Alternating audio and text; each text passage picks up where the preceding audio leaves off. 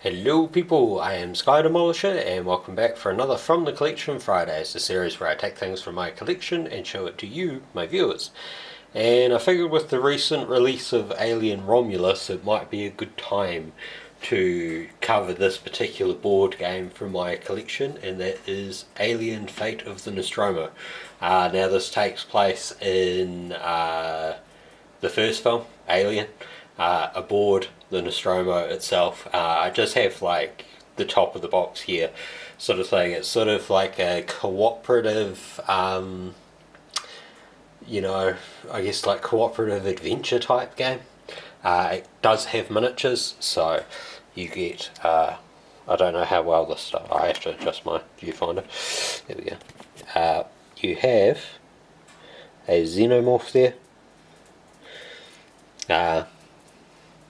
Not marked, but because the other figures, like this, is Parker. You get Parker, and it actually has the name on the bottom. There is Ripley. So, fully unpainted and stuff, but it's pretty neat. Brett, which I actually think does have a fairly good likeness to, I think it's Harry Dean Stanton. You have Lambert. And the last, I did record this video like months ago, originally, and then I didn't like it, so I never uploaded it, and that's Dallas. So you can see Dallas is in like the crawled, the vents sort of thing, like in the film. I won't say what happens to him. But basically, it's all, a cooperative game. So it's been a while since I played it. Basically, the entire like contents list is here, and this is like your rule book. It's not a big book. It's very thin. Quite handy. When you open the box, you'll be met by a hissing Jonesy, which I think is actually a very cool thing. And stuff. I'll just quickly move these miniatures off. You flip out the board. Hopefully I'm not going to knock this too badly. So, I don't know how well I can show this. So you actually get like the two decks of the Nostromo here. See if I can stand it up a bit. So this is your lower deck. You'll see on this bit that there's a red arrow, and on this one there's a green arrow.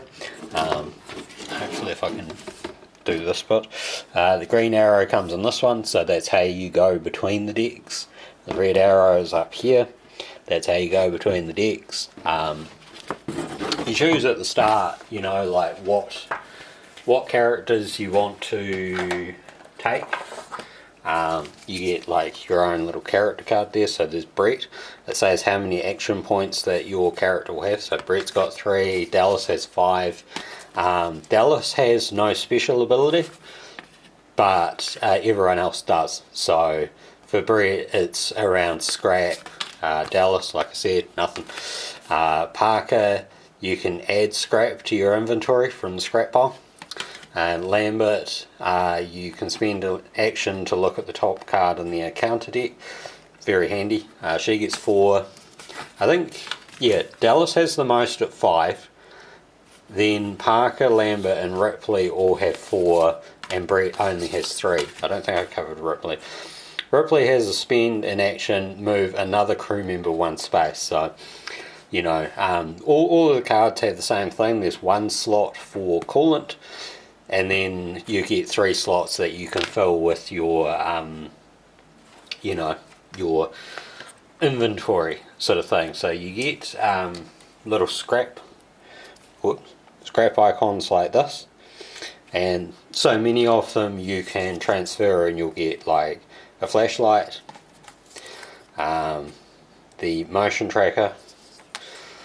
You might do an incinerator. Now the incinerator, like those ones have unlimited, they're just unlimited.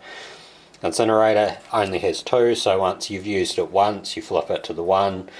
When you've used it the second time, you discard it. Same thing goes for the electric prod.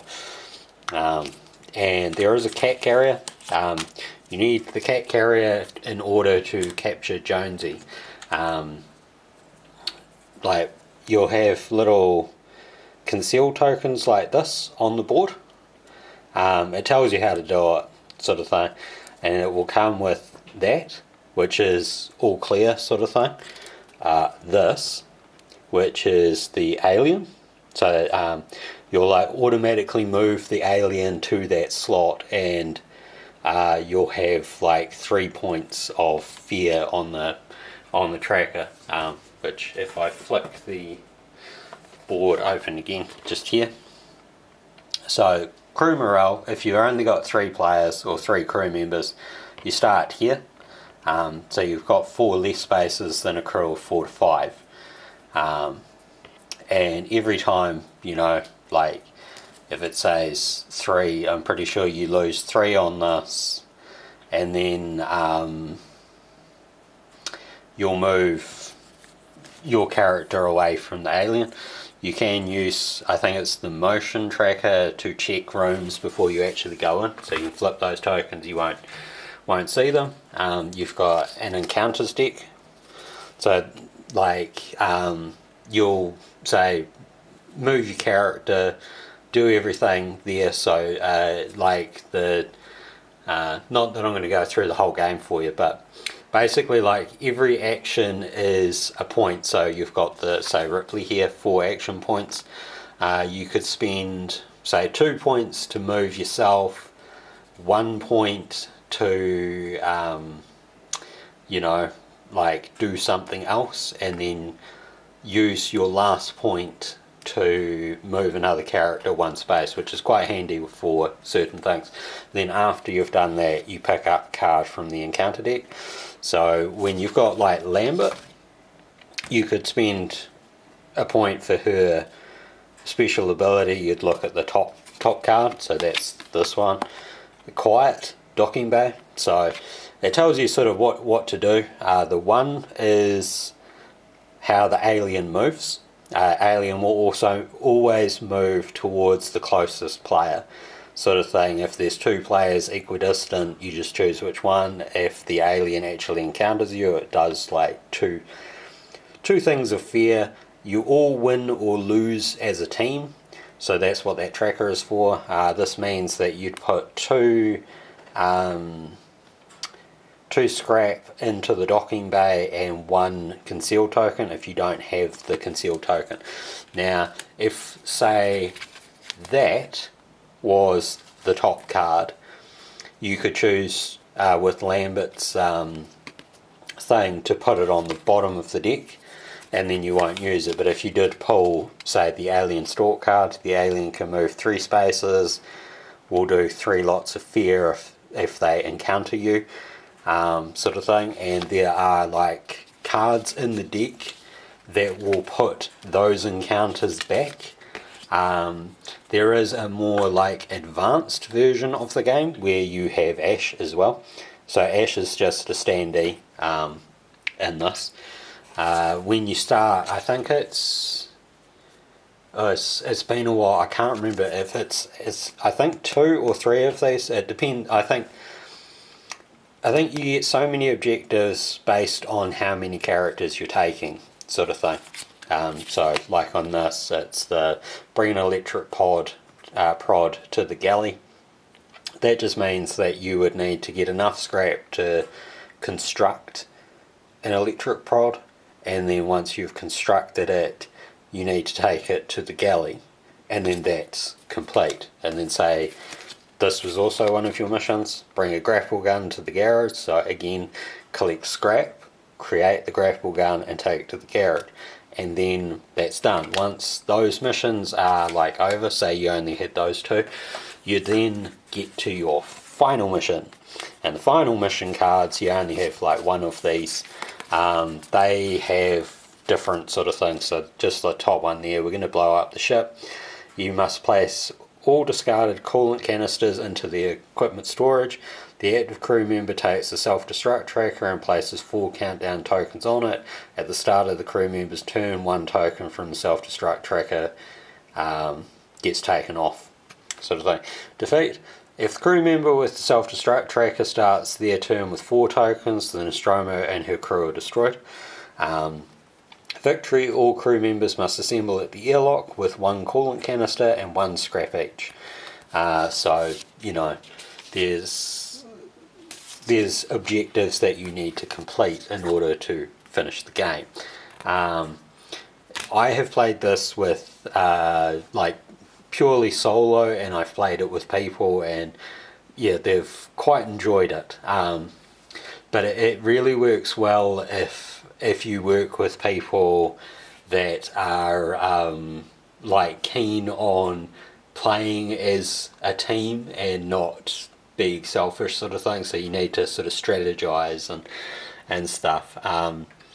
There will be points where, say, yeah, alien miniature here will go back to the nest, sort of thing, and you know, like, you'll have the alien popping up all around the ship. Basically, nobody like dies on their own in this. It's just that fear tracker thing. Once it reaches 0, that's it. Everyone dies at that point. Or if you have like the, you know, that final mission that I mentioned, if all 4 trackers on this are there, or all 4, it depends on which way you play it. I think the way we did it is that there's four on it already, and you just take 1 away, and once there's nothing on it, it goes. The ship blows, you all die. And one of the other handy things is that you have like these cards that tell you the things to do. It's been a while, but I think it's the cards have the correct scrap price to build things. So you need 1 scrap to build a cat carrier, 3 for the grapple gun and the electric prod, 4 for the incinerator, 2 for a motion detector, and 2 for a flashlight. I think in the instruction booklet at least one of those is actually wrong. So you just take it, I'm sure it's from the cards. The cards have the correct price. So yeah, obviously I'm not going to play the game for you because it's like, I don't know, almost 10 o'clock on Thursday night. And yeah, I think I will actually do a video of this being played at some point, but I don't know when that will be. But I know that there are videos on YouTube and stuff, and this is quite a long video anyway because of how much stuff you have to cover on it. So yeah, I hope you enjoyed it, and until next time, take care of yourselves. Bye.